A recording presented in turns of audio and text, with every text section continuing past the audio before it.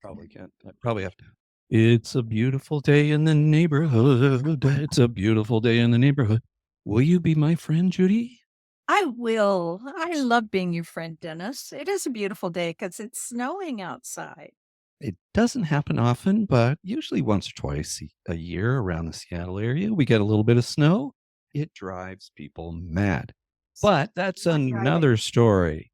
I'm Dennis Day, and you are listening to Getting Your Edge, How to Downsize Your Life. And I'm with my co host, Judy Gratton. We're here today to discuss the real estate cycle. When is the best time to sell? And then we're going to give you some tips to get that sale done so you can be ready when it's time to sell. Are you ready to go, Judy? I am ready to go, Dennis. All righty. So, first, we're going to start off with a little graph and we're going to show you the real estate cycle. And this will get very clear that there are ups and downs to the real estate market. This cycle is in our area in the Puget Sound region, probably the state of Washington, but it might be different if you lived in Arizona or Nevada, somewhere very hot. This is a snapshot of the Washington state market. If you live somewhere else, it could be different. Say if you're in Arizona or Nevada where it gets very hot, people may buy in the winter. I'm not sure, but a good realtor could explain that. Please, Dennis, show us our graph. This is directly from the Northwest MLS, mostly in Washington State. And it covers, let me say that again. It covers most of Washington State. There are other pockets that don't use the Northwest, but it is the MLS service that is used in the Seattle area. This is a snapshot from the Northwest ML, which we use in the Seattle Puget Sound area and most of Washington State. And you can see the up and down pattern going, peaks and valleys. So, January, starting off, this is the number of closed sales and peaks. This is 2002 at 10,000, almost twice as many closed sales in June as there were in January. And as you go, we get some August, a little bit of a peak, and then we drop back down. January, 3,000. Let's look at closed sales. So those closed sales in January would have been put under contract in December if you figure a 30-day lag. Then January 23, this was an unusual year in that there were really definite peaks and valleys. You see a little dip in July and then another little in August. So drop down again in January. So we're riding from January, we're riding a long peak up to usually May or June, little dip in June or July, and then another dip In late summer. in the late summer. Not a big dip in the late summer. And you may wonder why 2022 has so many more sales. That was when interest rates were still good until June 15th. And then they started to rise and sales started to drop. And that's what we see in 2023 and 2024. Higher interest rates made a mark on the real estate market all over the country. According to this graph, Judy, when are the most sales happening? Really, the most are probably in well, you begin to see it climb in January. That's when appreciation starts, where prices begin to rise. And that, in just a good market, that's normally somewhere between 5 and 7% appreciation. But in incredible markets, we saw it up to 25% appreciation. And that's when people start thinking about buying and looking at homes. And so January to May is the period where the appreciation hits its mark. May is about as high as your appreciation will normally go. And then it kind of levels off the appreciation period. But throughout, you know, May is great because the weather is nicer as people are ready to make that move. Summer months kind of maintain. There are some little drops because of vacation periods, but it stays not real plateau, but close. And then in September, when kids go back to school and people are done with vacations and the weather starts to change, you begin to see it go down. We used to have a saying that the door closes October 31st. Yeah. And after that, anybody who's buying got to really want to buy a home in the Northwest because the weather is not that great. If you want to sell your home, start thinking about it now and consider putting it on the market end of March, April, May. That's when the appreciation is happening and you can get more money. Or during the summer months, appreciation won't generally go any higher, although it could on a one by one basis, but there'll be a lot of buyers out there. Here's our price. Median sales price, January goes up. May it peaks. And look at the difference. And remember 525, this, remember this. This is also 635. when that interest rate started climbing, Yeah. also affected the pricing a bit. This is the entire MLS. This is not Seattle and not King County or Linwood or Bothell. This is the whole MLS that is most of Washington state. Prices are different in the Seattle area. Drops down, peaks in June, drops in January, peaks in May. Little drop and boost. Remember, we're a 30-day lag. So October closed sales are under contract in September, and we're back down again. Right? I think that's enough graph. Let's stop that share. We also have a shortage of inventory that has affected those charts. Not that many homes out there for sale at this point. That could change. Real estate changes. Every time someone sells a home near yours, it changes the value of your home. And if you would like to have access to a monthly report that shows you what's going on with your particular home, please reach out to us. We'd be happy to send it to you free of charge. Yeah. If you want the maximum price, look at your home going on the market in April, May, and get that thing sold for the highest price. Generally, now you can't say individually, it varies, but in Right. general, the peak price for a home is going to come in May or June. And then it's going to, it's still active in the summer. And then fall comes, and, we have some good sales in September and early October, but man, late fall, I mean, people are thinking Thanksgiving, holidays, and then in Snow, winter, it cold. drops. Doesn't mean you can't sell your house in those winter months.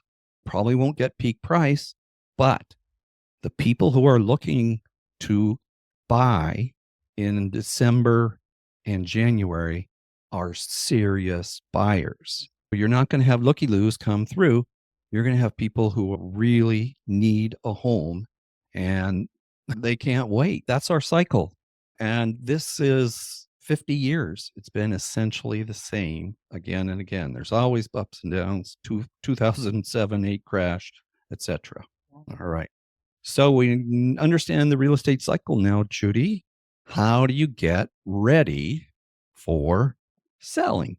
What would the Consider first thing you want to do? First, consider your goal. Is it to get top dollar? Do you need to move quickly? Is your home in need of a lot of repair work that you don't want to do, or are you willing to do that? Because all of these questions, and I would get your pad and paper out, or however you figure out, put your notes up on the screen and just start answering those questions for yourself. Why do you want to move now?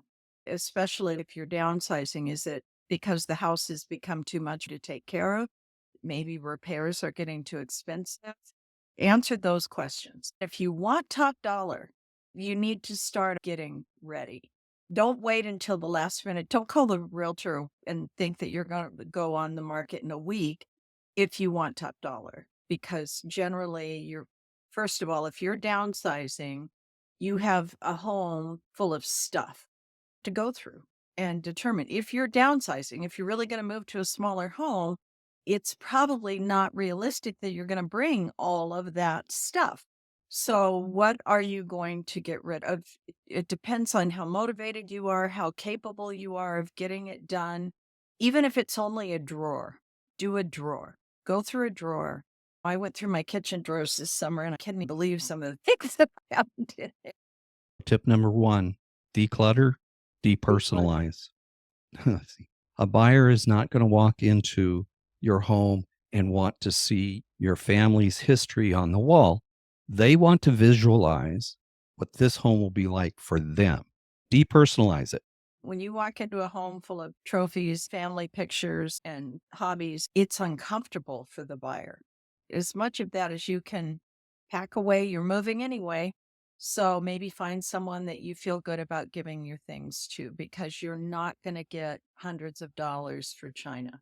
You're just not. Your kids don't want to go through all that stuff. No, they Start getting rid of it. Tip number two, make your necessary repairs. What are some of the things they should do? You might start by going around the outside of the house. Mildew and moss is a big problem because we're so wet. So, is there moss growing on the house? Do you need to power wash? Do you need to paint? Are there pieces of wood that are beginning to show dry rot that need to be repaired? One huge thing is that we have a tendency to landscape around our house and it grows right up against the house. And it may have already caused an issue where insects and rodents have gotten into your home by going through or up the tree or bush. And, or we also use a lot of beauty bark in the Northwest in our beds, and it builds up along the foundation. And before you know it, it's resting on the wood of the house, and that causes dry rot. So, pulling those things back away, cutting bushes and trees to like 6 inches to a foot away from the building itself. Dennis, you looked at a house with one of your clients that had ivy growing all over it. No, Not if you want to sell. It looks really pretty, but it will destroy whatever is underneath. fix leaky faucets. Put a Or little oil on that squeaky door. Put look a new light bulb in the one almost burned out. and make sure they match. When you're selling, think of your product. This is no longer just your comfortable home, and this is your product. Don't have three different shades of light bulbs in the chandelier and then one out. People are not going to offer you top dollar when things like that happen. Check under the sink. Probably 90% of us have had a little leak under the kitchen or bathroom sink. Make sure you've cleaned up that mess. You don't want people looking at that. Curb appeal. It's Curb hard to think about this in First impression. January here, but this is really important. Yeah, first Why? impressions. First impressions. I have had multiple clients that we go over to look at a house. The picture looked great because the photographer can do anything with a picture. And you pull up and they literally say, nah, we don't even get out of the car. Unfortunately, you just lost a potential buyer because it didn't look good out front. Power washing. Are the driveways clean? Are the sidewalks clean? Are the bushes trimmed? Are the beds manicured? Do they have weeds? Put down beauty bark. Primroses are out at grocery stores. Put some color into the beds to make them look brighter. Get a brand new welcome mat. At your front door. Is the doorknob worn out? Does the door need to be painted or washed? Look at your garage door. Does it need to be painted? Those could be minor things that could make thousands of dollars for you. Clean up the front of the house. Make sure the roof is clean. It's time consuming, but you don't want a shabby looking roof because, again, you won't get top dollar. If the roof is old, you might as well start looking at replacing it because unless you are willing to make an adjustment in your price. You only get one time to make a first impression. That's And if you've got dandelions growing all over and the bushes aren't trimmed and the tree is out of control, sidewalks are have a dead mossy. car in the front yard with a blue Yeah. roof over it or paint buckets stacked up in front of the house. Look at your house. Again, a product. It is now what you're selling. And even if you're not going to do all of it, the more you do, the better your chances are of getting a better price. As a buyer, you drive up and you see the disarray and get uncomfortable and you say, well, if it looks this bad outside, what's Probably. it going to look like inside? Mhm. Allow yourself enough time to do these repairs. You don't have to do major repairs, but small things add up. Give yourself time to do it. Tip number 4, deep clean everything. Everything. Yes. The windows where they slide. in when you're opening and closing your window, that gets, especially here, maybe not in other parts of the country, but that can get moldy and dirty and gritty and grimy. And take a toothbrush and some spray cleaner or a magic eraser and clean that out. In your bathroom, the caulking around the shower, tub, toilet, and sink can get moldy and crunchy and not look good. Make sure that's clean. And if it needs to be repaired, repaired. The shower door, a lot of places, it's all foggy from soap scum that needs to be cleaned off. Look at the faucets. As I mentioned, the doorknob, is it old? Should it be replaced on your front door? Look at your cabinets. Are the hinges old and grungy? Replacing cabinet hinges and pulls with new ones don't have to be fabulously expensive, but you clean the cabinets, you do that, and it gives it a much brighter look. Same with faucets. Make sure that they're not dripping. Make sure that they're not really old and decrepit unless you're going to adjust your price for it, like it's becoming a fixer. Those should be more up to date. They don't have to be terribly expensive. The more you do, the better you can expect to get for your home. Make sure all your switch covers are on and cleaned. New covers are less than $1. Just put a new one on and have them all match. If you don't want to do that deep cleaning, hire somebody.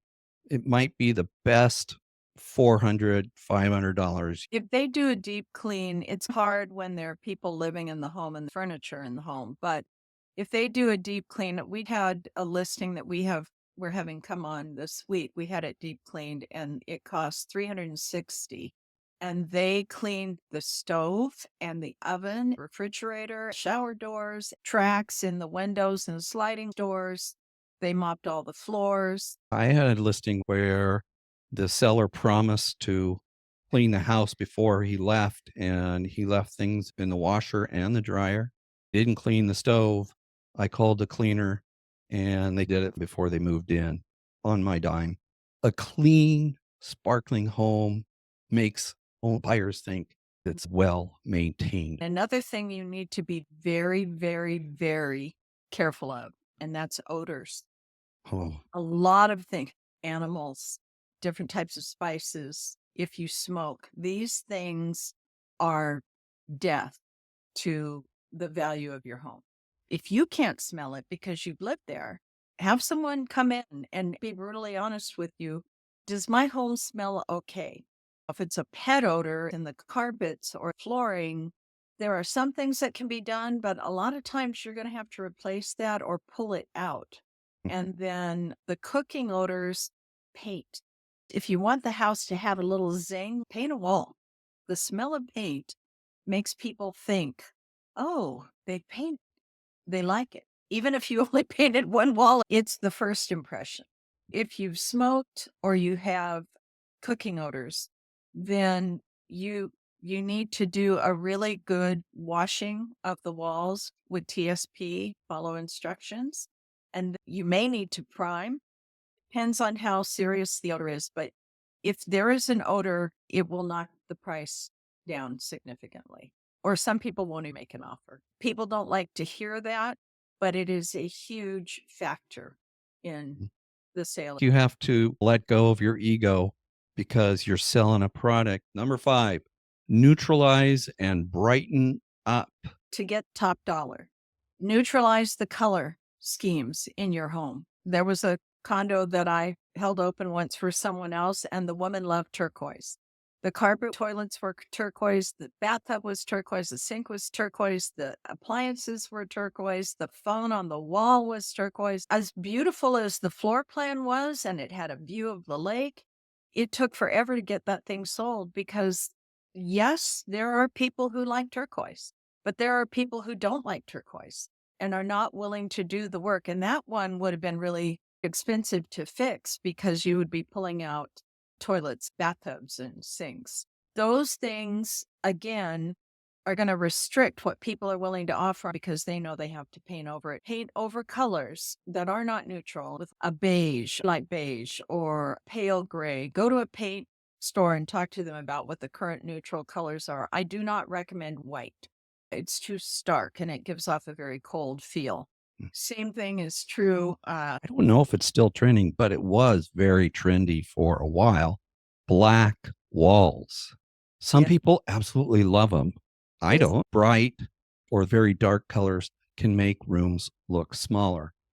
Let's talk about getting an inspection. Tip number 6. there are Get a pros pre- and cons to a pre-inspection where the seller hires the inspector and the seller has the inspection done so that they have an inspection report that they can offer to potential buyers. A few years ago, we had so many buyers that they were afraid to make an offer because they didn't know anything about the house. They didn't want to make an offer without knowing what the condition was. In the contract in the state of Washington, if a buyer wants an inspection as part of the contract, it's called an inspection contingency. And the way it's spelled out is they have to have it done within a certain number of days. It must be by a professional or themselves. Sometimes buyers use this to tie up a house and they may walk away without ever doing the inspection. And the way that inspection addendum is written, they can. Once the seller's home is under contract, the real estate agent is required to go into the multiple listing service and change it from active to pending, or if there is an inspection, it must say pending inspection. But we know that buyers really want this inspection. Do you want to consider having an inspection done in advance? Now, here's the downside of that, because if you have an inspector come into your home, they are looking for the things that are wrong in the home. Go in the attic, under the house, check plumbing, electrical, safety, and structural items. That's what an inspector is looking for. And once he's found that, he doesn't ask you if you want to know. He gives you the report. You have knowledge. And once you have knowledge, you must disclose it in a disclosure form that is required by law. Depending on if you're not going to fix it, you can plan on the price not being as great. Are you comfortable enough that your home is in pretty good shape, that having knowledge is okay? There are always all kinds of different scenarios around this. For a while, before sellers were buying the pre-inspection for the buyers, buyers would schedule inspections before they wrote offers. I explained to our sellers, here's what you can, and this is what you risk, or you don't have to. Depending on the market, we may not get multiple offers and the buyer may want one, and that's a risk too. Which one are you more comfortable with? A pre inspection can give a buyer peace of mind and they're more likely to waive the inspection. Well, your home's on the market for a month and you get one offer and they want an inspection even though you paid for it. Your agent's going to be kind of like, this is the only offer you've got. How do you feel about that? There is a couple of situations where you don't want a pre inspection. There are only two in Washington where you are not required. One is bank owned, and two is if it is an estate sale. And the reason behind that is neither one of those entities ever owned the house, had anything to do with it. They don't know. If you are the executor of a will and you have that inspection done and you find out there's something wrong, you now have knowledge. And so you have to fill out that disclosure form and you have to disclose what you found wrong. And so a realtor should discuss that with you so you can make an informed decision. Don't get a pre inspection if you're on an estate sale. Tip 7, work with an experienced real estate professional. The It makes it DIY, the for sale by owner, has almost disappeared. You can do it, but there's really some downsides. There's a lot of risk, financial, legal, if you didn't get something right in your paperwork. I recently saw a deal because they called me to take care of it after they had written it. When you started reading through it, it was just amazing how many things were missing. Mm. Studies have found that most of the time, for sale by owners sell the home for less than they could have gotten. There's long-term evidence that a for sale by owner sale will be significantly less than that of Most of with a real estate professional. Plus, you have the peace of mind of that person doing all the contract for you. Now, being part of EXP, we have a great situation. How can that help? If you're local to us in the Puget Sound region, we would hope that you would like to maybe call us and interview us to work with us if you're selling or buying. If you're not in Washington state, with EXP, we are an international company. And if you need an experienced realtor and you're not sure where to begin, then give us a call. We would be happy to connect you with someone who is experienced. You get to interview them if you don't like them. You don't have to use them. We're happy to help you find someone wherever you are, even in another country, but there's no charge for that. There's no charge for any real estate questions. Right? You can ask us anything. If you need information about downsizing, we will be happy to help, all at no charge. Okay? When we're putting our name on that contract, that's when we expect to earn our living. That's it, folks. I appreciate all who took the time to watch or listen. This is Getting Your Edge, how to downsize your home. Thanks, Judy. Thank you, Dennis. See you next time. So Bye. much. Hey, Bye.